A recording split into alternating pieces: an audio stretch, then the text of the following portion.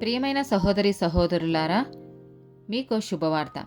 2025 సంవత్సరంలో మొత్తం 365 అంశాలను మీతో పంచుకోబోతున్నాము. జనవరి 1వ తేదీ నుండి ప్రతిరోజు ఒక అంశము మరియు దానికి సంబంధించిన వాక్యమును పంచుకుంటాము. దయచేసి ఆ వాక్యములను వినండి, ధ్యానించండి మరియు ఆశీర్వదించబడండి. దయచేసి సబ్స్క్రైబ్ చేయండి మరియు మీ స్నేహితులతో పంచుకోండి. ధన్యవాదాలు.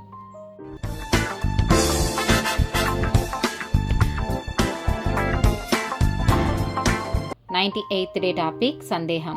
యెషయా గ్రంథము 49వ అధ్యాయము 14 నుండి 16 వచనాలు.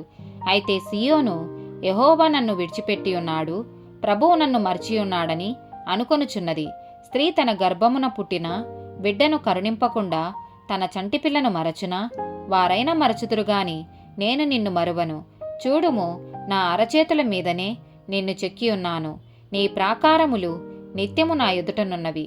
మత్తయి సువార్త 8వ అధ్యాయము 25 నుండి 27 వచనాలు. వారు ఆయన యొద్దకు వచ్చి, ప్రభువా, నశించిపోవుచున్నాము, మమ్మును రక్షించుమని చెప్పి ఆయనను లేపిరి. అందుకాయన, అల్ప విశ్వాసులారా, ఎందుకు భయపడుచున్నారని వారితో చెప్పి లేచి గాలిని సముద్రమును గద్దింపగా మిక్కిలి నిమ్మలమాయెను. ఆ మనుష్యులు ఆశ్చర్యపడి, ఈయన ఎట్టివాడో, ఈయనకు గాలియు సముద్రమును లోబడుచున్నవని చెప్పుకొనిరి. మత్తయి సువార్త 14వ అధ్యాయము 24 నుండి 33 వచనాలు.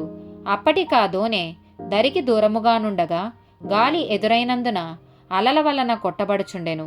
రాత్రి 4వ జామున ఆయన సముద్రము మీద నడుచుచు వారి యొద్దకు వచ్చెను.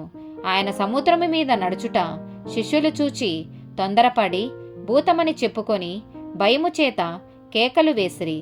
వెంటనే యేసు, ధైర్యము తెచ్చుకొనుడి, నేనే, భయపడకుడని వారితో చెప్పగా, పేతురు, ప్రభువా, నీవే అయితే నీళ్ల మీద నడిచి నీ యొద్దకు వచ్చుటకు నాకు సెలవిమ్మని ఆయనతో అనెను. ఆయన రమ్మనగానే పేతురు దోణి దిగి యేసునొద్దకు వెళ్ళుటకు నీళ్ల మీద నడిచెను గాని గాలిని చూచి భయపడి మునిగిపోసాగి, ప్రభువా, నన్ను రక్షించుమని కేకలు వేసెను. వెంటనే యేసు చెయ్యి చాపి అతని పట్టుకొని, అల్ప విశ్వాసి, ఎందుకు సందేహపడితివని అతనితో చెప్పెను. వారు దోణి ఎక్కినప్పుడు గాలి అణిగెను.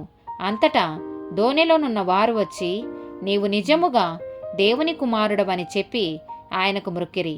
యాకోబు రాసిన పత్రిక 1వ అధ్యాయము 5 నుండి 8 వచనాలు.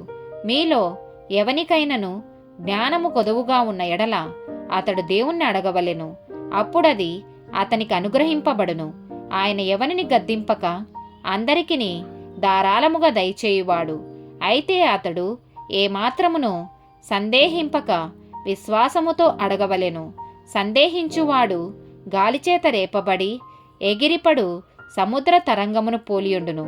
అట్టి మనుషుడు ద్విమనస్కుడై తన సమస్త మార్గములయందు అస్థిరుడు గనుక ప్రభువు వలన తనకేమైనను దొరుకునని తలంచుకొనరాదు.